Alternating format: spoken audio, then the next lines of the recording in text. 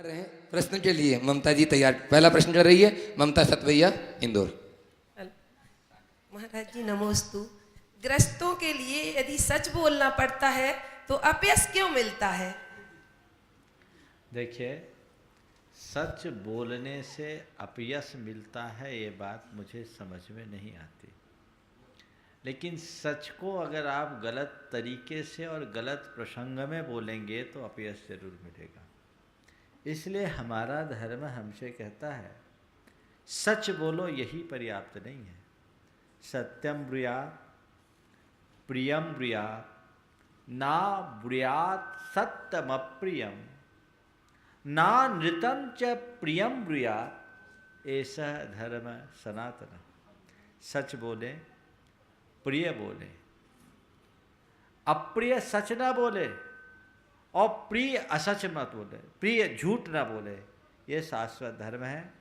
सच बोलने से अपयश तब मिलता है या दूसरे की आलोचना का शिकार तब बोलना पड़ता है।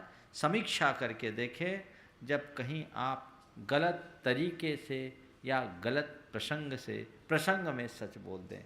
इसलिए बोलने से पहले सावधानी रखें। जहाँ ऐसी संभावना हो कि सच बोलने से बवाल खड़ा होता है तो मौन रख लो, उस समय न बोलना ज़्यादा अच्छा है। नमोस्तु महाराज। जागृति छाबड़ा एक छोटी सी बच्ची है कोडरमा से, मुन्नाई छाबड़ा उनके पिताजी। उसके बाद प्रदीप जी डंडवाल दुलियान, जल्दी थोड़ा जल्दी चले आएंगे। तब तक वो पूछ लो। कुमारी सुरेंद्र, कुमारी श्री सुरेंद्र जी, कुमारी सुटानी जैन, सदर बाजार दिल्ली से पूछ रहे हैं। समस्या के समाधान का एक महत्वपूर्ण सूत्र है संतुलन। जो संतुलन होता है उसकी हार पहले ही हो जाती है, तो उस संतुलन का तालमेल कैसे बैठाएं और कब तक बनाए रखें? बहुत अच्छी बात है। ये सुखानी जी नियमित सुनते हैं और इनके कई पत्र मेरे पास आ चुके हैं और बहुत अच्छे श्रोता के तरह वो दिखते हैं। जो वो लिखते हैं वो बहुत अच्छा लिखते हैं। उन्होंने पूछा है कि संतुलन बनाए रखने के लिए क्या करें। देखिए, संतुलन बिगड़ता क्यों है, पहले इसको समझिए। जो व्यक्ति अपनी भावनाओं पर नियंत्रण नहीं रख पाता उसका संतुलन खोता है, और जिस व्यक्ति का आत्मविश्वास डगमगाता है वो संतुलन खोता है। यदि आप अपना संतुलन कायम रखना चाहते हैं तो अपने भावनाओं पर नियंत्रण रखने की कला सीखिए। और भावनाओं पर नियंत्रण यानी सेल्फ कंट्रोल, ये आत्मसंयम है। अपने आप को कंट्रोल करिए। जब तक आप अपनी भावनाओं पर नियंत्रण करने में सक्षम नहीं होंगे, जीवन में संतुलन नहीं बन सकता। और अपने आत्मविश्वास को जगाइए, मन कभी नहीं डगमगाएगा और आप सफलता के शिखर तक पहुंच जाओगे। आगे चलो। नमोस्तु महाराज। मेरा प्रश्न ये है कि पाठशाला जाने से हमें क्या लाभ होता है? देखो, पाठशाला जाने का पहला लाभ तो आपको ये हो गया कि आप महाराज जी के पास आकर के प्रश्न पूछ रही हैं, माइक पकड़ रही है ना। पाठशाला नहीं जाते तो ये सब नहीं होता। पाठशाला जाने से हमारे संस्कार अच्छे होते हैं, हमारा जीवन निर्मल होता है, हमारा चित्त प्रसन्न होता है। समझ गए? संस्कार अच्छे बनते हैं और हमें धर्म की बातें सीखने को मिलती है, जिससे हम अपना प्रोग्रेस कर सके। ठीक है, चलो। नमस्ते महाराज जी। महाराज जी, पाताल लोक के नीचे भी इतनी मंदिर है और हम लोग इस पे चलते हैं तो हम लोग पाप लगता है? पाताल लोक के नीचे निश्चित हम जहाँ हैं वहाँ नीचे मंदिर है, लेकिन वहाँ चलते हैं तो पाप लगता है। अगर आप ये सोच करके चलते हैं कि मैं मंदिरों पर चल रहा हूँ तो शायद पाप लगे, और आप अगर ये मान कर चले कि मैं ज़मीन में चल रहा हूँ तो पाप नहीं लगेगा। चलो। प्रदीप जी, अंजना जी डंडवाल दुलियान, जो ट्रस्टी भी हैं गुणायतन के। नमस्ते महाराज जी। महाराज जी, हम लोग जो छेड़ाला में नरगति का वर्णन पढ़ते हैं दुखों का, तो उसका भोग कहाँ मिलता है? उसका कोई कहीं सही क्षेत्र है या भाव से मिलता है? हाँ, जो दुखों का वर्णन है वो पनिशमेंट हम लोग को कहाँ मिलता है? कोई ऐसा कोई विशेष क्षेत्र बना हुआ है क्या? देखो, नरक है ही ऐसा जिसका नाम सुनकर नर कांप जाए, उसका नाम नरक। समझ गए? जिसका नाम सुनने से नर को कपकपी लगे वो नरक है। अब रहा सवाल कि नरक में कोई एरिया विशेष है क्या? संपूर्ण नरक का क्षेत्र ही ऐसा है। वहाँ क्षेत्र के प्रभाव से ये सब दुख हर प्राणी को सहने पड़ते हैं जो पाप के फलस्वरूप होता है। नमस्ते। आगे आलोक जैन दिल्ली, आशा जैन दिल्ली। जो सामने उनको बुलाओ, तब तक पूछो। रेणु जी जैन हरियाणा से पूछ रही हैं, गाय को रखकर उसका दूध बेचना का काम क्या जैन लोगों के लिए ठीक है? गौपालन पशुपालन के अंतर्गत आता है और पशुपालन को कृषि की तरह आर्य कर्म की संज्ञा दी है। इसलिए यदि विचार विवेक के साथ इस तरह का कार्य करे तो इसमें कोई दोष नहीं। राहुल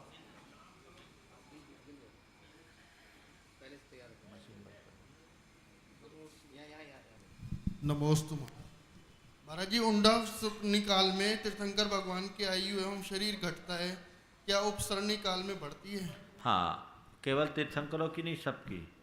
अवसर्पणी का काल का मतलब ये है जिस काल में आयु, शरीर की ऊंचाई, भोगोभोग के साधन, अनुभव और शक्ति घटे, उसका नाम अवसर्पणी, और जिसमें बढ़े वो उत्सर्पणी। चलिए आगे।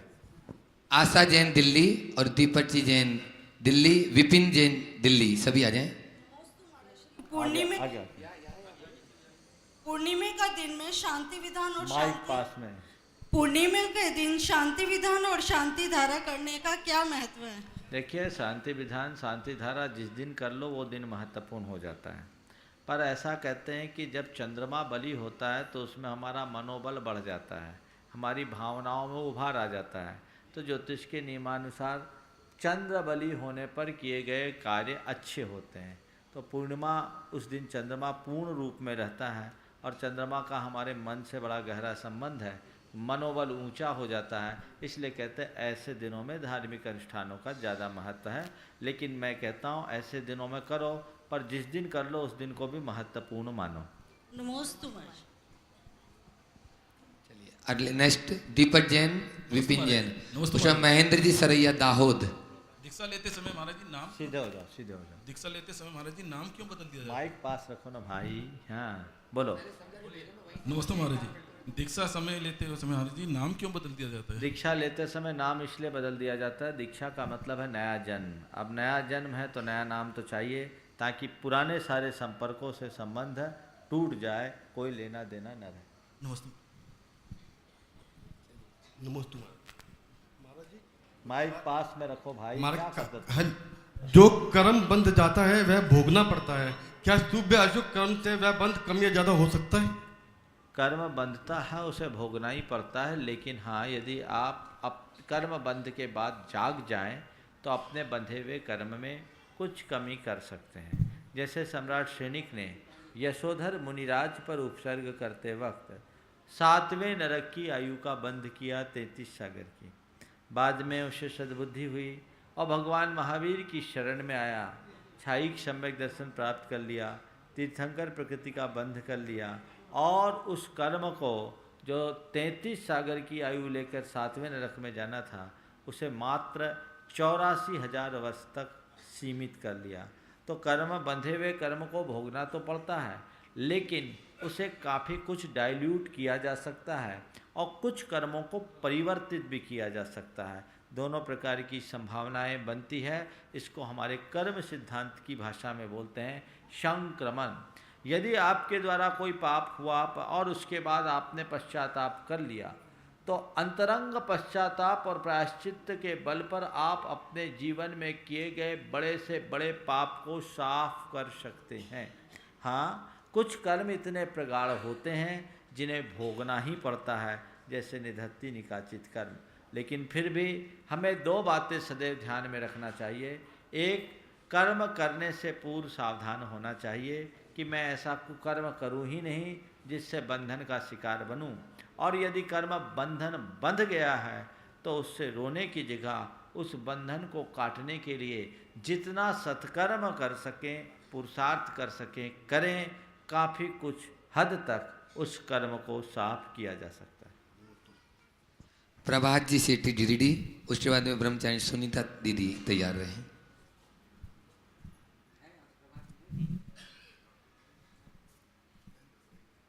जल्दी। नमोस्तु महाराज जी, नमोस्तु महाराज जी, नमोस्तु।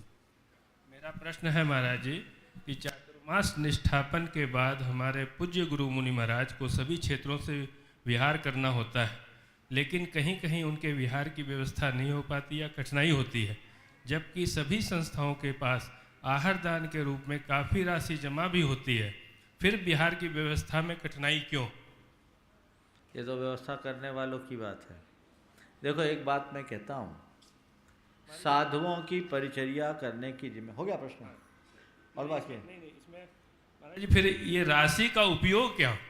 ठीक, देखिए, साधुओं की आहार विहार कराने की जिम्मेदारी समाज की होती है और समाज हर साधु का ठीक ढंग से सेवा वैयावृत्ति करे, उनके आहार विहार की व्यवस्था करे। और ऐसा अगर करे तो फिर साधुओं को अलग से चंदा चिट्ठा करने की ज़रूरत नहीं पड़ेगी और साधुओं को करना भी नहीं चाहिए। सर्वस्व त्यागने के बाद श्रावकों के आगे हाथ फैलाना बहुत लज्जा की बात है। तो पहले तो साधुओं को किसी तरह का चंदा चिट्ठा नहीं करना चाहिए और इस तरह ऐसे क्षेत्र में जाना ही नहीं चाहिए जहाँ कोई विहार कराने वाला ना हो। और यदि ऐसी नौबत आती है तो एक जगह रहकर अपने निर्भीकता के साथ निकल जाए, समाज अपने आप पीछे से व्यवस्था करती है। मैं आपको एक उदाहरण देता हूँ कि साधु के अंदर दिलता कैसी होती है। पहली बात साधु की, फिर समाज से बात करूँगा। एक जय सागर जी महाराज थे दक्षिण भारत में।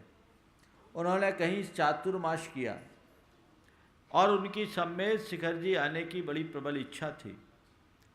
जब चातुर्मास किया तो श्रावकों से कहा कि मैं चातुर्मास के बाद सम्मेद शिखर की वंदना के लिए जाना चाहता हूँ। समाज के लोगों ने आग्रह करके कि महाराज हम आपके चातुर्मास के बाद आपकी वंदना कराएंगे, और महाराज ने चातुर्मास कर लिया। चातुर्मास संपन्न हुआ और महाराज ने कहा मैं तो संकल्प लिया हुआ हूँ, चातुर्मास हो गया, मुझे शिखर जी जाना है। अब श्रावक लोग आनाकानी करने लगे हैं। अब हमारी खेती का टाइम है, इसका टाइम है, वो टाइम है, थोड़े दिन रुक जाओ फिर करेंगे। महाराज ने कहा तुम जानो। वो पीछे कमंडल उठाए और चल दिए। बड़े निष्प्रही और निर्भीक साधक थे। वो उसी स्थिति में निकल गए, बिहार किए। बिहार करते करते ऐसी स्थिति हुई कि उनको 150 किलोमीटर तक कहीं आहार नहीं मिला। 3 दिन तक उनने आहार नहीं लिया। तीसरे दिन उनके कमंडल का पानी खत्म हो गया तो एक ब्राह्मण कुएं से पानी भर रहा था, उसको उन्होंने कहा। उसने उन्हें विधिवत पानी छानकर प्राशुक करके उनके कमंडल में दिया। वो जिस रोड से विहार कर रहे थे उस रोड से 2 किलोमीटर अंदर एक जैन श्रावक का घर था। वो ब्राह्मण समझदार था। उसने जाकर के साइकिल से जाकर उसे सूचना दी कि तुम्हारे एक साधु जो काफ़ी थके और भूखे प्रतीत होते हैं, अकेले हैं, उनके साथ कोई नहीं है, तुम उनको देख लो। श्रावक ने जैसे सुना, बड़ा समझदार था, खेत था उसका, उसने अपनी पत्नी से कहा कि देख सुबह का टाइम है, कोई महाराज है, मैं लेके आता हूँ, तुम चौके की व्यवस्था करो। वो खुद आगे होकर गया, महाराज से निवेदन किया महाराज अंदर मंदिर है, दर्शन करें। मंदिर के नाम पर वो महाराज आ गए। वो महाराज के मंदिर में दर्शन कराया, पाँव वाँव धुलवाया। पाँव में गांठें हो गई थी। 150 किलोमीटर लगातार चल रहे थे। तब तक चौका तैयार हो गया। 1 घंटे के बाद दोनों ने विधिवत पड़गाहन किया और महाराज को आहार दिया। अपार प्रसन्नता हुई। 3 दिन के बाद महाराज ने पहली बार आहार लिया। फिर उसके बाद धीरे धीरे आए, वो कटनी आए। कटनी में उनका चातुर्मास हुआ था। संभवतः ये घटना 1982 की है। मुझे कटनी जैन समाज के उस समय के अध्यक्ष थे सवाई सिंह जय कुमार जी ने घटना सुनाई। वो महाराज इतने बड़े साधक थे कि कहीं बैठने के लिए पाटा भी नहीं मंगाते थे। पाटा लाने में जब तक वो पहुँचे, पाटा लाने वालों ने थोड़ी देर की, वो रात पूरी ज़मीन में बिताए ठंड में। और फिर कटनी के लोग उनका पूरा विहार कराकर सम्मेद शिखर जी लेकर आए थे। तो साधु में दृढ़ता होनी चाहिए। पहली बात, साधु को श्रावकों के आगे दीन नहीं बनना चाहिए। अपने लिए अपनी व्यवस्था की मांग करे और साधुओं के प्रति श्रावकों का कर्तव्य है कि ऐसे निष्प्रहचर्या के धारी साधुओं का तन मन धन से सब कुछ समर्पित करके उनकी चर्या का पालन कराएं ताकि धर्म की प्रभावना बढ़े। क्षेत्रों में कई बार ऐसा होता है कि लोग साधुओं के आने जाने के बाद उनके विहार की व्यवस्था करने में आनाकानी करते हैं। मैं जिन भी क्षेत्रों में कहता हूँ प्राय सब जगह आहार दान के नाम पर एक मद होता है और रसीद कटती है। उस पैसे का तुम लोग क्या उपयोग करते हो? आहार दान के नाम पर आप कोठियों में पैसा देते हो, वो पैसे का प्रयोग अगर धर्मशाला के निर्माण में होता है या अन्य कार्यों में होता है तो जो उस कोठी के संचालक है सब पाप के भागी हैं।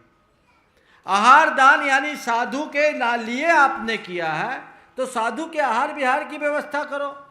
जो श्रावक उसमें दान देता है किसके लिए देता है? साधु की व्यवस्था के लिए। और ऐसा मैनेजमेंट होना चाहिए कि साधु की व्यवस्था में कोई कमी ना हो, ताकि साधु को हाथ ना पसारना पड़े, और कोई साधु हाथ पसारे तो हाथ जोड़ ले के महाराज आपके लिए शोभा नहीं देता, हम लोग हैं, आप कहिए आपको क्या चाहिए। साधु भी सुधरेगा और समाज की व्यवस्था भी बिगड़ेगी। आपकी ऐसी अव्यवस्था है जिसके कारण दोनों की अवस्थाएं बिगड़ जाती है, साधु की व्यवस्था और समाज की व्यवस्था। जो भी जिन भी समितियों में ऐसी व्यवस्थाएं हैं, अगर आप ऐसे कार्यों का सही उपयोग नहीं करते तो पाप के भागी हो। एक बात बता देता हूँ, जितने लोग भी धार्मिक और सामाजिक संस्थाओं का कार्यभार अपने कंधे पे रखते हैं, जो पैसा जिस मद में जिस उद्देश्य से दातार देता है, आपका दायित्व है आप उसी के अनुरूप उसका खर्चा करो, ताकि आप पाप के भागी बनने से बचो। और यदि आपकी दृष्टि में केवल पैसा और अलग अलग तरीके से आप पैसा संग्रह करते हो तो भगवान को तो कोई ज़रूरत रहेगी नहीं। उस पैसे के इस तरह के उपयोग के परिणाम स्वरूप महान पाप के भागी बनोगे। ऐसा कार्य कभी नहीं करना चाहिए। समाज में ऐसी व्यवस्था बननी चाहिए कि किसी भी साधु को कहीं कोई दिक्कत ना हो। जिन साधुओं की प्रभावना होती है उनके साथ तो बहुत लोग जुड़ जाते हैं, लेकिन कतिपय साधु जनों के साथ ऐसी दिक्कतें आती है। हालांकि साधुओं की भी गलती है, इक्का दुक्का साधु विहार करते रहते अकेले अकेले, तो समाज के सामने भी एक समस्या होती है कि हम कब तक कितनी व्यवस्थाएं करें। तो ये दोनों तरफ से होना चाहिए। ऐसे साधुओं को भी निवेदन पूर्वक कहना चाहिए कि आप किसी ग्रुप में रहें तो हम लोगों को ज़्यादा अच्छा रहेगा, और फिर भी हैं तो उनकी व्यवस्था करने की संपूर्ण जवाबदेही समाज की। श्री महेंद्र जी सरैया दाहोद, उसके बाद में ये चलो दीदी आ रही, उसके बाद ब्रह्मचारी सुनीता दीदी तैयार है। नमस्ते महाराज जी, मेरा प्रश्न यह है कि आज के आधुनिक युग में बहुत भौतिक सुविधा बढ़ गई है, उसके बावजूद भी मनुष्य जो है दुखी, तनावग्रस्त और हताश क्यों है? यही तो कारण है कि सुविधा ही दुविधा बढ़ गई। जितनी सुविधा है ना उतनी दुविधा है, समझ गए? हम लोग इस धारणा को निर्मूल कर दें कि सुविधा से शांति मिलती है। बाहर की सुविधाएं शांति नहीं देती, सहूलियत देते हैं। शांति सहूलियतों से नहीं आती, शांति अंतर के संतुष्टि से आती है। आपके मन में संतोष होगा तो सारा काम होगा, अन्यथा कुछ नहीं।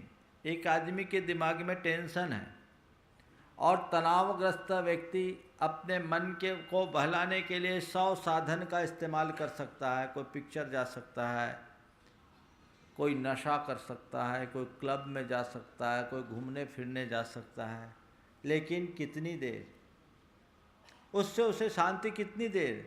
थोड़ी देर तक मन बहलाएगा, लेकिन उसी वक्त यदि उसे कोई अच्छा मोटिवेशन मिल जाए और धर्म की समझ बना दे और उसे कह दे कि तुम अपने जीवन की इस जो भी स्थिति से स्वीकार करो, इसके अलावा और कोई रास्ता नहीं, उसके अंदर के उत्साह और उमंग को जगा दे, एक पल में उसका मन बदलता है और शांति हो जाती है। तो मैं आपसे पूछता हूँ, शांति मन को बहलाने से मिलती है या मन को बदलने से? कैसे मिलती है? हाँ, बदलने से। मन को बहलाने से शांति नहीं मिलती, मन को बदलने से शांति मिलती है। तुम्हारे भौतिक साधन मन को बहलाने के साधन है और धर्म का तत्व मन को बदलने का माध्यम है। मन को बदलोगे तभी शांति होगी और कोई रास्ता नहीं। ब्रह्मचारी सुनीता दीदी, उसके बाद में श्री कन्हैयालाल जी सेठी औरंगाबाद, महामंत्री गुणायतन तैयार रहेंगे। नमोस्तु महाराज श्री। जिसे शास्त्रों का कुछ भी ज्ञान नहीं है, सिर्फ यदि नमोकार मंत्र आता है तो क्या उस नमोकार मंत्र के माध्यम से वह अपने जीवन का कल्याण कर सकता है? मेरा अनुभव तो ये बताता है कि आज के दौर में शास्त्रों के ज्ञान रखने की अपेक्षा कम ज्ञान रखने वाले का जल्दी कल्याण होता है, क्योंकि जो ज़्यादा बुद्धिवादी होते हैं वो तर्क वितर्क में उलझ जाते हैं, लेकिन आपा पर का ज्ञान अगर है तो वो व्यक्ति बहुत जल्दी अपना कल्याण कर सकता है। तो शिवभूति महाराज को तो नमोकार का भी ज्ञान नहीं था। आचार्य कुंद के युग में भी ये प्रसंग था, जो आचार्य कुंद ने दो उदाहरण दिए, एक शिवभूति का और एक भव्यसेन मुनि का। शिवभूति का उल्लेख करते हुए कहा कि तुष्मासम घोषंतो शिवभूति निबुदिम जादो। उन्हें ये भी पता नहीं था कि तुष और मांस अलग होता है। शरीर तो तुष और मांस, तुष का अर्थ होता है छिलका और मांस का अर्थ है दाल। ये गुरु ने मंत्र दिया था, वो भी भूल गए, लेकिन समझ में आ गया, उसके भाव को पकड़ा। पूरी कहानी मैं नहीं सुना रहा हूँ, लेकिन वो तुष मांस के अर्थ को भूल गए। आहार के लिए जा रहे थे, एक महिला से पूछा क्या कर रही हो, तो बोला कुछ नहीं, तुष मांसम भिन्नामी, तुष और मांस को अलग अलग कर रही हूँ। माने समझ गए, ये तो मेरे गुरु ने कहा था कि तुष यानी ये शरीर और मांस यानी आत्मा, दोनों भिन्न भिन्न हैं। आहार का विकल्प छोड़कर आत्म ध्यान में लीन हुए और सीधे केवल ज्ञान करके उठ गए। ये है अंतर ज्ञान की महिमा। और दूसरी तरफ भव्यसेन मुनि के लिए लिखा उन्होंने, अंगानी दशय दुन्नी 14 पुब्वानी शयल सत्थाई पड़ियो विभव्यसेनो न भाव सवनत्तनम पत्तो, कि 14 अंग 11 अंग 12 अंग अंगानी दशय दुन्नी 12 अंग 14 पुबाई 14 पूर और सकल शास्त्र को पढ़ लेने के बाद भी वो भव्यसेन मुनि भाव सामान्य को अंगीकार नहीं किया। इसलिए शब्द ज्ञान महत्वपूर्ण नहीं, अर्थ ज्ञान मूल्यवान है, उसकी तरफ हमारी दृष्टि होनी चाहिए। कन्हैयालाल सिटी औरंगाबाद, उसके बाद सुभाष जी साहिबाबाद और अर्पित जैन बरेला। अच्छा, मेरा प्रश्न ये है, आचार्य मानतुंग स्वामी कौन थे, ये उनकी प्रमुख कृतियाँ कौन सी थी? आचार्य मानतुंग के नाम से कौन अपरिचित है कन्हैयालाल जी? मानतुंग तो आचार्य मानतुंग है, जो मान के तुंग शिखर पर विराजमान भक्तामर के महान रचयिता। तो भक्तामर और मानतुंग दोनों एक दूसरे के पर्याय है। मैं नहीं समझता कि आचार्य मानतुंग के नाम से शायद ही कोई जैनी अपरिचित होगा। चलो, सुभाष जी जैन साहिबाबाद, उसके बाद में गौरव जैन सहपुरा बिठौनी और अर्पित जैन बरेला। महाराज जी, ये जानने की इच्छा है कि जैन धर्म का सिद्धांत, जैन धर्म का कर्म सिद्धांत और दूसरे सिद्धांतों में क्या क्या डिफरेंसेस है, क्या क्या? देखिए, दार्शनिक प्रश्न है, फिर भी मैं सार में बता देता हूँ। जैन कर्म सिद्धांत बड़ा व्यवस्थित कर्म सिद्धांत है, जो व्यक्ति को न तो पूरी तरह नियतिवादी होने की बात करता है और न ही उसे स्वच्छंदतावादी बनाता है। जैन कर्म सिद्धांत ये बताता है कि मनुष्य अपने द्वारा किए गए प्रवृत्तियों के निमित्त से कर्म से बंधता है और उसका संपूर्ण व्यक्तित्व कर्मों के द्वारा नियंत्रित और निर्धारित होता है, लेकिन फिर भी उसके पास इतनी शक्ति है कि वो कर्म की सत्ता का उच्छेद करके हमेशा हमेशा के लिए उनसे मुक्ति प्राप्त कर सकता है। अन्य दर्शनों में इसकी अलग अलग मीमांसाएं हैं, ये बोलूँगा तो पूरा एक दिन का विवेचन इसके लिए चाहिए। इसके विषय में आपको पढ़ना है तो जिनेंद्र वर्णी की 2 कृतियाँ हर कोई को पढ़ना चाहिए, एक कर्म सिद्धांत और एक कर्म रहस्य। बहुत अनूठी कृतियाँ हैं, छोटी छोटी कृतियाँ हैं, लेकिन बहुत वैज्ञानिक तरीके से जिनेंद्र वर्णी ने इसे लिखा है। जिनेंद्र वर्णी ग्रंथमाला पानीपत से ये प्रकाशित है। चलिए, नमोस्तु महाराज जी। महाराज जी, मंदिर जी में जो कटी हुई ध्वज लगी होती है उसका क्या महत्व है, और मंदिर जी में जो ध्वज फट जाती है क्या उसको लगा रहना चाहिए या तुरंत बदल देना चाहिए? फटी ध्वजा तो नहीं लगाना चाहिए, लेकिन ये जो ध्वजा कटी हुई रहती है ना बीच से, इसको महाध्वजा कहते हैं, और जो चौकोर ध्वजा होती है उसको लघु ध्वजा कहते हैं। तो ये दोनों की ऐसी शास्त्रीय परिभाषा है। तो जो ये एक त्रिकोण कटा हुआ रहता है वो महाध्वजा की श्रेणी में आती है। चलो, चलिए, गौरव जैन सहपुरा बिठौनी, उसके बाद में लाली जैन। विसर्जन पाठ में पढ़ते आए जो जो देवगण पूजे भक्ति प्रमाण ते अब जाबो कृपा कर अपने अपने स्थान। तो हमारे यहाँ जनरली कोई भी मेहमान को हम बुलाते तो उससे ये तो नहीं कहते आप जाओ, लेकिन विसर्जन पाठ में कैसे कह देते कि आप जाओ? अरे भैया कोई जा रहा है तो उसको धन्यवाद देते हो कि नहीं? तो यहाँ पर हमने किसी को पूजा करने के लिए बुलाया, ड्यूटी में लगाया, आओ मेरे साथ पूजा करो। अब हमारे साथ भगवान की पूजा आराधना की और पूजा आराधना करने के बाद उनको धन्यवाद ज्ञापित करते हुए कहते कि भैया मेरे निवेदन पर आप लोग आए और मेरे साथ आप सबने मन लगाकर भगवान की पूजा की, आपका बड़ा बड़ा आभार। अब मैं भी जा रहा हूँ तो आप भी जाएं, क्योंकि आपको भी मंदिर में नहीं रहना, तो उनको तो बिठाल दिया और खुद खिसक जाओ तो अच्छा लगेगा क्या? तो घर में मेहमान किसी को आपने बुलाया और खुद खिसक गए और वो रह गए तो मामला गड़बड़ हो जाता है। इसलिए एक प्रकार का ये धन्यवाद ज्ञापन जैसा है, इसलिए आप इसे बोलें तो अच्छा है, ना बोले तो बदल कर मत बोलें। लोग रहती हैं 3 स्थाप करते हैं तो उनको क्या जल चंदन विसर्जित करना आवश्यक है? उसमें विसर्जन करना नहीं, केवल पुष्पांजलि अर्पित करके अपने संकल्प को त्यागना। उसमें भगवान थोड़ी विराजे, न कोई देवता विराजे, वो केवल प्रतीक है। चलिए। नमस्ते मनस्त्री। सो मंडल शाह, बेलराम, कर्नाटका। इनके हमारे 4-5 प्रश्न ये आए हैं बाई पोस्ट। कोई जीव अपने पूरे जीवन में व्रत नियम पाले और मरते समय ट्रोमा में चला जाए तो उसकी सब तपस्या निरर्थक हो जाएगी क्या? अपने जैन धर्म में समाधि मरण संलिटना को यानी अंतिम समय को इतना क्यों महत्व दिया गया है? देखिए, अंतमता सोगता ये कहावत है, लेकिन निश्चित ये प्रश्न उठता है कि जीवन भर की साधना अंत की विराधना से व्यर्थ हो जाती है क्या? मैं आपसे सवाल करता हूँ, साल भर पढ़ाई करने वाला व्यक्ति ऐन परीक्षा के वक्त स्कूल न जाए तो उसका क्या होगा? वो पास हो पाएगा क्या? नहीं हो पाएगा। जीवन भर साधना की और आखिरी में उसकी विराधना की तो तुम्हारी साधना का वांछित परिणाम तुम्हें नहीं मिलेगा। मरणांत समय के परिणामों का बड़ा महत्व होता है, बड़ा प्रभाव पड़ता है, इसलिए अंत को सुधारना चाहिए। रहा सवाल कि क्या अंत बिगड़ा तो जीवन भर की साधना व्यर्थ होगी? व्यर्थ नहीं होगी, वो पुण्य तो रहेगा लेकिन उसी रूप में परिवर्तित हो जाएगा। जैसे एक व्यक्ति ने जीवन भर खूब पुण्य का कार्य किया और अंत समय में मायाचारी कर ली तो फिर क्या होगा? कुत्ता बनेगा, बिल्ली बनेगा, कुत्ता बनेगा और कोई बड़ा पशु बनेगा। और कुत्ता बन करके उसका पुण्य क्या करेगा? किसी रईस के घर का कुत्ता बनेगा, उसके आगे पीछे 10-20 नौकर चाकर घूमेंगे।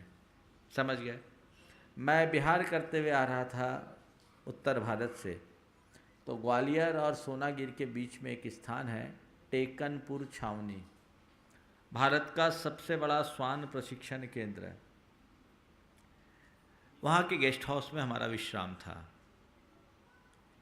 पता चला कि यहाँ कुत्ते हैं, उनके एसपी, डीआईजी, आईजी की रैंक है, उनको सैलरी मिलती है, पेंशन मिलता है रिटायर होने के बाद। मेरे साथ के युवकों ने बोला, महाराज इन कुत्तों का तो बड़ा पुण्य होगा। बोले निश्चित पुण्य, इनने बहुत पुण्य किया लेकिन मरते समय थोड़ी सी मायाचारी कर ली, सो कुत्ता बनकर एसपी, आईजी, डीआईजी बने। अगर वो ठीक रहते तो सच के एसपी, डीआईजी, आईजी बनते हैं। तो ये स्थिति बनती है। हमारे पुराणों में एक कथा आती है एक सेठ की, कि अंत में अपना मन खराब करने का परिणाम क्या आता है। कि श्रेष्ठी ने नियम लिया सामायिक करने का। क्या नाम था उस सेठ का? नाम मत भूल जाओ, सेठ था, सेठ ही एक नाम है और क्या है। तो उसने नियम लिया सामायिक करने का कि मैं सामायिक करूंगा। सामने दीप जलाया और ये तय किया कि जब तक ये दीप जलेगा तब तक मैं सामायिक करूंगा। उसकी पत्नी ने सोचा कि ये अच्छा अनुष्ठान कर रहे हैं तो इनके अनुष्ठान में बाधा ना हो जाए, तो बार बार तेल घटे तो तेल डाल दें। और ये सोचे कि दीपक बुझे तो मैं उठूं और वो तेल डालते जाए, दीपक बुझे कैसे। संकल्प तो नहीं तोड़ा लेकिन उनके अंदर प्यास बढ़ गई।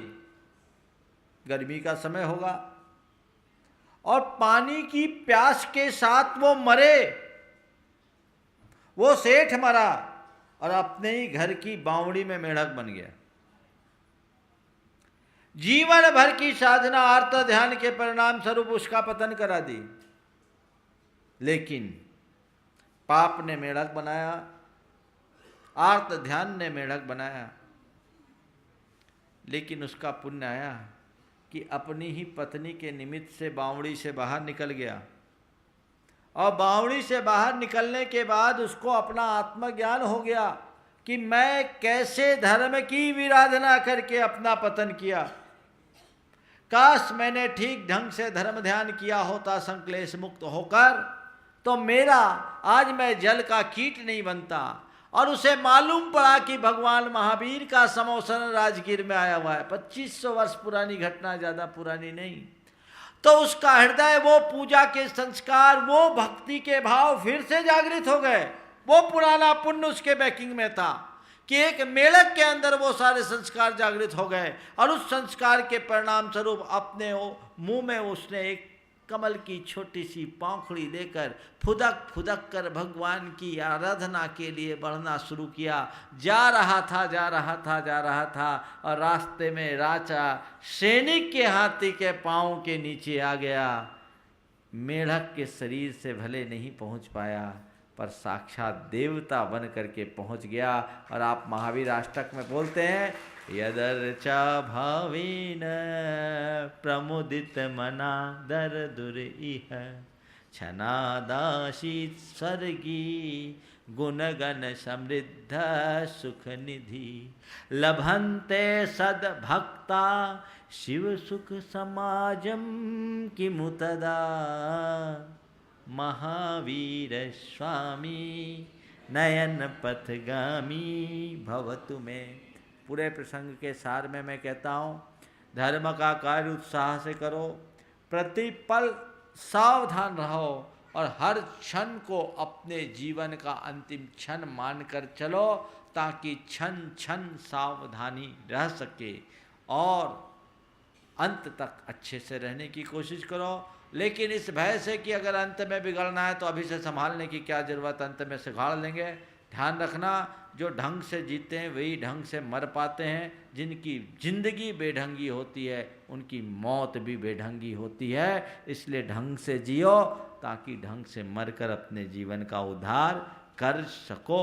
और फिर भी अगर आखिरी में कोई दैव योग से तुम्हारे परिणाम बिगड़ भी जाए, तो जीवन भर का जो पुण्य है वो व्यर्थ है, नहीं जाएगा, कहीं न कहीं तो काम आ ही जाएगा। चलिए, मैं धर्मेंद्र जी लाली चंदेरी, उसके बाद बानूबेन दाहोद। एक चक्रवर्ती अपने काल में 6 खंड जीतने में कितनी हिंसा करता है, कितने राजाओं को अपने अधीनस्थ करता है, फिर भी अपने धर्म में उसकी इतनी महत्ता क्यों है? देखिए, चक्रवर्ती जो दिग्विजय करता है उसका उद्देश्य समझिए। जो लोग कहते हैं कि राजाओं को वश में करने के लिए चक्रवर्ती दिग्विजय करता है, उनकी संपत्ति को हथियाने के लिए चक्रवर्ती दिग्विजय करता है, ये बात मेरे गले नहीं उतरती। क्यों करता है? वह स्वेच्छाचारी राजाओं के कुशासन को कुचलकर संपूर्ण भरत क्षेत्र को एक सूत्र में बांधने के लिए अपनी दिग्विजय यात्रा करता है, ताकि धर्म की ठीक ढंग से प्रवृत्ति हो सके और यहाँ की प्रजा खुशहाली का जीवन जी सके। ये उसका छात्र धर्म है कि राजा के रहते उसके क्षेत्र में कहीं अन्याय न हो सके, चक्रवर्ती के रहते हुए कहीं अधर्म और पाखंड न पनप सके, अनाचार न पनप सके। उसे संपत्ति की जरूरत होती तो राजाओं के द्वारा अधीनता स्वीकारने के बाद उनकी सारी संपत्ति हथिया लेना चाहिए था, जबकि चक्रवर्ती उनकी सारी संपत्ति उन्हें ही दे देता है, कुछ प्रसंगों में तो अलग से भेंट भी देता है। तो चक्रवर्ती किसी शत्रु के हनन के लिए नहीं, पूरे भूमंडल को एक सूत्र में पिरोने के लिए कार्य करता है। इसलिए इसमें कोई हिंसा जैसी बात प्रतीत नहीं होती।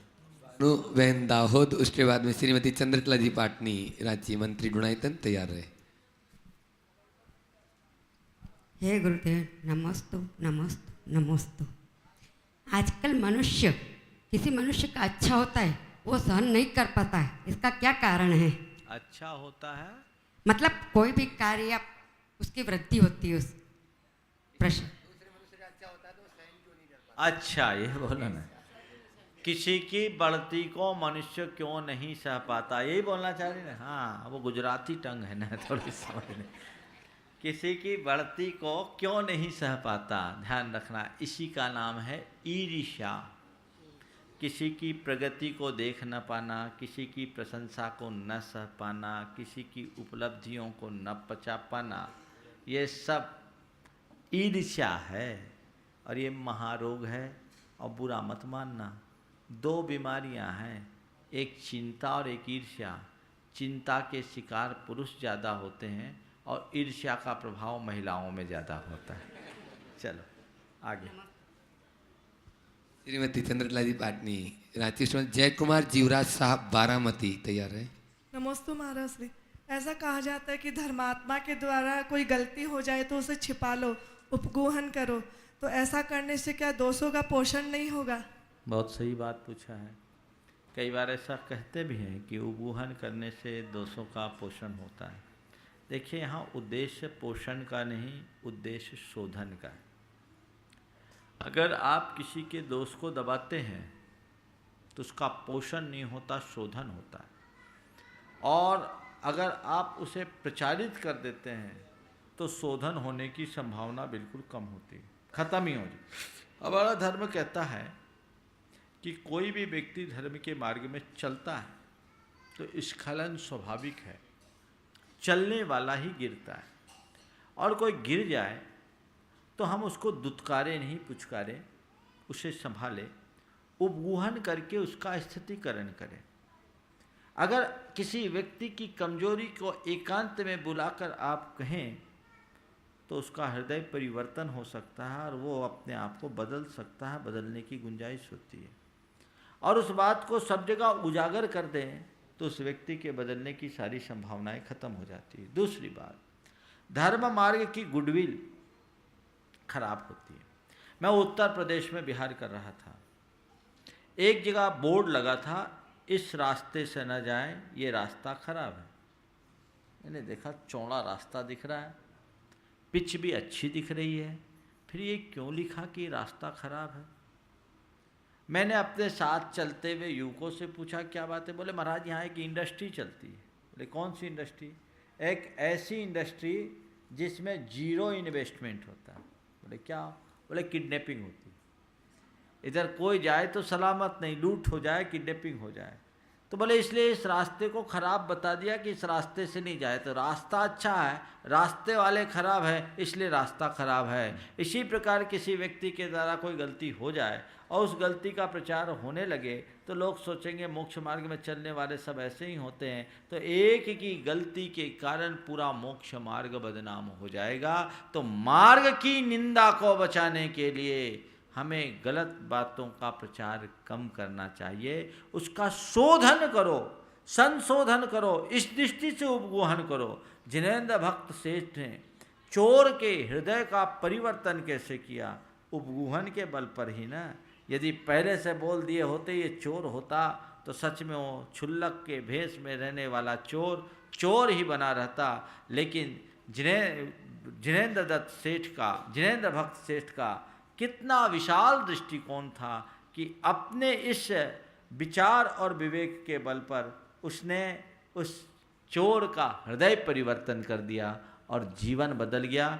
आपने जिनेंद्र भक्त की कथा तो सुनी ही, उपगोहन का क्या प्रभाव होता है और उपगोहक व्यक्ति की दृष्टि क्या होती है। मैं आपको एक दूसरे उदाहरण से सुनाना चाहता हूँ, शायद आप लोगों ने भी पढ़ा होगा। मैं बचपन में जब स्कूल में पढ़ता था तब ये पढ़ा, बाबा भारती और खड़क सिंह की कहानी याद हो गई आप लोग? हार की जीत। बाबा भारती के पास एक बहुत सुंदर घोड़ा था जिसका नाम था सुल्तान, सबको याद हो गया। पर उस कहानी को मैं जिस जगह ले जाना चाहता हूँ उसे आप सुनो। सुल्तान जैसे बाबा भारती अपने प्राणों से भी अधिक चाहता था, उस पर एक बार दृष्टि पड़ गई खड़क सिंह नाम के डाकू की, और खड़क सिंह ने उस घोड़े को चुरा लिया। जब घोड़े को चुराया, नहीं, खड़क सिंह उस घोड़े को चाहता था तो क्या करे, डायरेक्ट चुराना उसके बस की नहीं रही। तो एक दिन बाबा भारती अपने घोड़े पर सवार होकर जा रहा था तो रास्ते के किनारे एक अपाहिज आदमी को बैठा देखा, और अपाहिज आदमी को जब बैठा देखा तो उसने उनसे कहा कि आप हमें लिफ्ट दो, मुझे अमुक जगह तक जाना है। बाबा भारती बड़े दयालु प्रकृति के थे, उसका संकेत पाकर उनने अपने घोड़े को रोका और उसे बिठा दिया और खुद उसकी लगाम पकड़कर धीरे धीरे चलने लगे। कुछ ही दूरी पर गए कि अचानक बाबा भारती के हाथ से वो लगाम छूट गई। देखा कि सामने बैठा वाला व्यक्ति लगाम अपने हाथ में लेकर घोड़े की एंड दबा दिया है, तेजी से दौड़ रहा है। घोड़ा दौड़ा जा रहा है। बाबा भारती हक्का बक्का, ये क्या? और तभी सामने वाला व्यक्ति पीछे मुड़कर देखते हुए कहा कि बाबा, ये घोड़ा अब मेरा है, मेरा नाम खड़क सिंह है, अब ये घोड़ा तुम्हें नहीं मिलेगा। एक बार के लिए बाबा भारती को बहुत बड़ा आघात पहुंचा, लेकिन अगले ही क्षण अपने आप को संभालते हुए उनने कहा, खड़क सिंह, घोड़ा तुम्हें ले जाना है, ले जाओ, अब मैं तुमसे घोड़ा कभी नहीं मांगूंगा। घोड़ा तुम्हें ले जाना है, ले जाओ, मैं तुमसे घोड़ा कभी नहीं मांगूंगा, लेकिन तुमसे मेरा एक निवेदन है। क्या? इस घटना का जिक्र किसी से मत करना। तुमसे केवल एक निवेदन है कि इस घटना का जिक्र तुम किसी से मत करना, अन्यथा लोगों का, मुसीबत में फंसे लोगों के प्रति विश्वास उठ जाएगा, फिर कोई किसी का सहयोग नहीं कर पाएगा। बाबा भारती भारी मन से अपने कुटिया में आ गए और खड़क सिंह के कानों में यही वाक्य बार बार गूंजता रहा, खड़क सिंह, घोड़ा ले जाना है तो ले जाओ, पर इस घटना का जिक्र किसी से मत करना, अन्यथा लोगों का विश्वास मुसीबत में फंसे लोगों से उठ जाएगा। रात भर उसे बेचैनी हुई कि बोले, ये आदमी नहीं, देवता है। इस व्यक्ति का घोड़ा लेकर मैंने बहुत बड़ा जुर्म किया है, गुनाह किया। उसका हृदय उसे कचोटने लगा और उसी रात बाबा के आश्रम के बाहर वो घोड़ा बांध करके चला गया। ये है हार की जीत, तो ये है उपगुहन का प्रभाव। तो बंधुओं, उपगुहन का सदैव ध्यान रखना चाहिए, लेकिन स्थितिकरण पूर्वक। जय कुमार जीवराज शाह, बारामती। नमस्ते महाराज, नमस्ते। आज का जमाना कंप्यूटर तथा इलेक्ट्रॉनिक माध्यम का है। ऐसे में जो व्यक्ति महाराज बनेगा तो उसे व्यक्ति ने ग्रंथों की जगह पेन ड्राइव रखकर जिसमें जिनवानी पूरी संग्रहित की हो तो उसका उपयोग करने में कोई दिक्कत है क्या महाराज? देखिए, मैं बहुत पुरानी बात बोल रहा हूँ। मैं जैन धर्म और दर्शन नाम की पुस्तक लिख रहा था और उसमें रेफरेंस के लिए मुझे बहुत सारे ग्रंथों की आवश्यकता थी, तो मेरे पास काफ़ी ग्रंथ थे। कटनी की बात है, 1994 में मेरा चातुर्मास था, तो सारे ग्रंथ को मैं रख रहा था। वहाँ के एक प्रोफेसर थे, डॉक्टर सुबाहु जैन, वो मैथमेटिक्स के प्रोफेसर थे। उन्होंने कहा, महाराज जी, आप इतने सारे ग्रंथ रखते हैं, इसमें आपका टाइम जाता है, मैं आपको एक छोटा सा लैपटॉप दे देता हूँ, आपका काम भी फास्ट होगा और इतना सब चीज़ें नहीं रखनी पड़ेगी। मैंने उन्हें जो जवाब दिया वो आज प्रश्न के संदर्भ में देना चाहता हूँ। मैंने कहा, भैया मुझे मुनि रहने दो, मुनि मत बनाओ, मुझे मुनि रहने दो, मुनि मत बनाओ। बोले, महाराज क्या आप जब ग्रंथ रखते हो उसकी जगह ये रखो, इतनी पुस्तकें रखने की जगह ये रख लो। हम बोले, भाई मेरी जितनी पुस्तकें हैं उनके लिए मुझे कभी ताला लगाने की ज़रूरत नहीं है, पर तुम्हारा लैपटॉप रखूँगा तो मेरे सामायिक में मुझे ध्यान आएगा कोई ले न जाए। समझ गए? वो परिग्रह है, ये मेरा उपकरण है, वो परिग्रह है, इसलिए हम उपकरण में ही संतुष्ट हैं। इतना काम हो कि साधु लोग जो धर्म का ज्ञान दे, आप श्रावक लोग उसको फैलाएं। श्रावक श्रावक का काम करे और साधु साधु का काम करे, उसी में धर्म की शोभा है, इसके अलावा और कोई नहीं। चलिए, डॉक्टर सोनिया शाह, उसके बाद में सुनील जी हैदराबाद। सुनील जी पहाड़िया। महाराज जी नमोस्तु। नमोस्तु महाराज। महाराज जी, अष्टद्रव्य जब चढ़ाते हैं तो कैसी भावना भानी चाहिए? बस अष्टद्रव्य चढ़ाते समय यही भावना भाना चाहिए कि भगवान जीवन भर आपकी सेवा पूजा करने का सौभाग्य मिलता रहे, अंत समय आपका नामस्मरण करते हुए इस दुनिया को छोड़ूं और जल्दी अष्टकर्मों से मुक्त होकर अपना कल्याण करूं। चले, जब हम जन्म जरा मृत्यु विनाश, वो बात बाद में बताऊंगा, मैं इसके बारे में 2-3 बार बता चुका। चलो आगे। बंधुओं, अब मैं उन्हें आमंत्रित कर रहा हूँ जो बाबूलाल जी पहाड़े, हैदराबाद के सुपुत्र सुनील जी पहाड़े, डुणाइतन जी सूत्रधार कहूँ तो सूत्रधार तो बहुत सारे बन गए, लेकिन वो एक ऐसे सूत्रधार कि जिन्होंने परम पूज्य महाराज श्री जी श्री चरणों में बहुत पहले 2005-2006 में निवेदन किया, तब आज ये है यहाँ तक डुणाइतन पहुँचा है। ऐसे बाबूलाल जी पहाड़े के सुपुत्र सुनील जी, हैदराबाद। महाराज श्री, धर्म का मार्ग इतना कठिन क्यों लगता है? हम बार बार हताश हो जाते हैं, कृपया मार्गदर्शन दें। कोई भी मार्ग हमें कठिन तभी लगता है जब तक हम उसे स्वीकार नहीं कर पाते। जब हम स्वीकार लेते हैं तो कठिनतम मार्ग भी हमें सरल लगने लगता है। ध्यान रखो, ये एक बहुत गहरी बात मैं कह रहा हूँ। जीवन में कठिनाइयाँ तभी तक कठिनाई की भांति लगती है जब तक आप उन्हें मन से स्वीकार न करो, और जब मन से स्वीकार कर लोगे तो वो कठिनाई नहीं होगी। आज मेरे पास कुछ सज्जन आए, वो श्वेतांबर परंपरा से संबद्ध थे, दिगंबर साधु के ज़्यादा नज़दीक नहीं थे। उन्होंने मुझसे कहा, महाराज आप इतनी कठिन तपस्या कैसे करते हो, इतनी कठिनाई, आप इतना कष्ट कैसे, आपको इतना कष्ट है कैसे? बोले, मैंने पूछा मुझे कष्ट है कि मैं मस्त हूँ?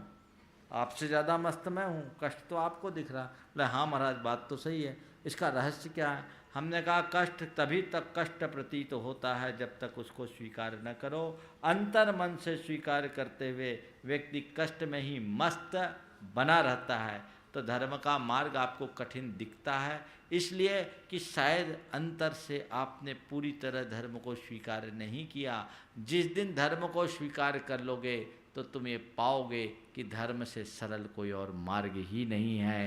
ध्यान रखो, हमारे गुरुदेव कहते हैं, हम मुनियों के तो केवल 22 परिस हैं, तुम्हारे तो 22,000 परिस हैं। कदम कदम पर झंझट झमेले टेंशन किसको ज़्यादा, तुम्हें कि हमें? हाँ, माइक पे बोलो। हम लोग। हाँ, तो कष्ट तुमको अधिक है कि हमें? हम लोगों को। दुखी तुम हो कि हम लोग। अगर धर्म का मार्ग दुखकारी है, धर्म में कठिनाई है, कष्ट है, हम धर्मी जन दुखी हैं, तो हमको ऊपर क्यों बिठाया? तुम पैसा वाले सब नीचे और हम धर्म वाले को ऊपर बिठाया, क्यों बिठाया? समझ में आ गया? धर्म का मार्ग कठिन नहीं है, धर्म का मार्ग केवल उन्हें कठिन दिखता है जिन्होंने धर्म को हृदय से स्वीकारा नहीं। सुनील भाई, काफ़ी कुछ धर्म के संस्कार तुम्हारे भीतर है, और जगाओ ताकि नीचे से ऊपर आ पाओ। ठीक है ना? इस प्रकार आज के इसका समाधान को आगे की कुछ सूचनाओं के लिए विराम देते हुए बुला लो। हाँ, श्रीमान।